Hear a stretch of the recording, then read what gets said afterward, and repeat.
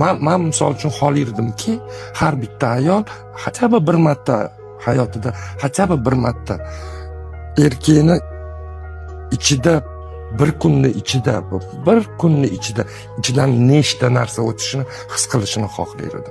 O'shanda erkakga boshqacha hurmat bo'lardi. Chunki erkak har kuni jangda, ko'chada. Ayol uyda jangda-da. Bola, chaqa, ish. Gap bo'lishi mumkin emas. Shuning uchun aytyapman, erkak borib,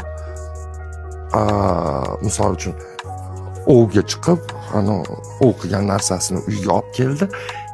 Shu payt ayol uni tabassum bilan kutib olsa, u yana ertasi kuni borib bunaqa hayvondan 10 tasini olib keladi. Конечно. Bizga Shukr. Da, erkakga ko'p narsa kerak emas. Ozgincha hurmat, 7-quloq.